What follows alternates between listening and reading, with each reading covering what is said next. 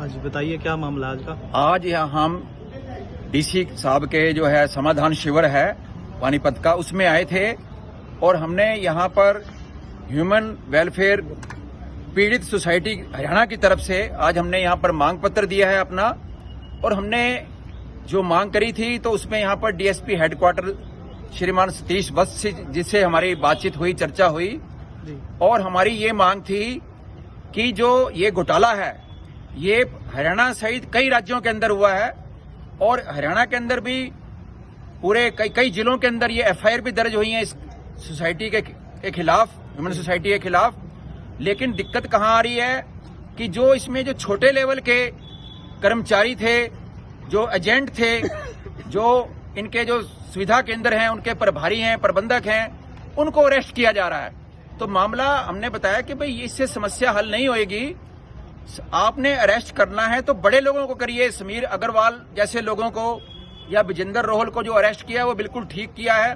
पप्पू शर्मा को जो कुरुक्षेत्र में अरेस्ट किया है वो सही किया है। तो इन लोगों को जो बाकी जो मेन है उसके सोसाइटी के, उन लोगों को अरेस्ट किया जाए।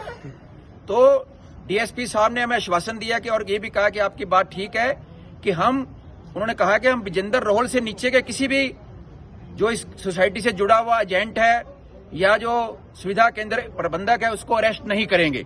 ये डिप्टी साहब ने हमारे को आश्वासन दिया है जो कि हमारी मांग थी। उसके अलावा हमने ये मांग करी थी कि ये घोटाला जो है ये यहाँ की पुलिस के बस का काम नहीं है इसको डील करना या इसकी जांच करना। इसके लिए पूरी स्टेट लेवल पर एक एसआईटी गठित करी जाए, विशेष जांच दल किसी सीनियर आईपीएस की अध्यक्षता में, और इसकी सीबीआई और ईडी से जांच कराई जाए क्योंकि ये कई राज्यों के अंदर घोटाला किया है इसी कंपनी ने और यहाँ पर भी पूरे हरियाणा के अंदर भी कई जिलों के अंदर किया है। और इस कंपनी का जो सारा कारोबार है पिछले 10 साल से वो मनी लॉन्ड्रिंग के तहत और कैश के तहत और हवाला के तहत जारी चल रहा था। और इसके जो मेन मुजरिम हैं समीर अग्रवाल, शबाब हुसैन जैसे लोग, वो दुबई में बैठे हुए हैं, मौज कर रहे हैं। तो उसके लिए डिप्टी साहब ने कहा कि भाई हमारे लेवल का काम नहीं है, इसके लिए आप सीएम साहब से, डीजीपी साहब से मिलिए। तो हमने वो हमारा प्लानिंग भी है उनको मिलने का। सीएम साहब से भी हम मिलेंगे जल्द, डीजीपी साहब से भी मिलेंगे और उम्मीद करते हैं कि हमारी सुनवाई होगी। नहीं होगी तो फिर उसके लिए हम आंदोलन भी करेंगे। ये आज का हमारा ये कार्यक्रम था।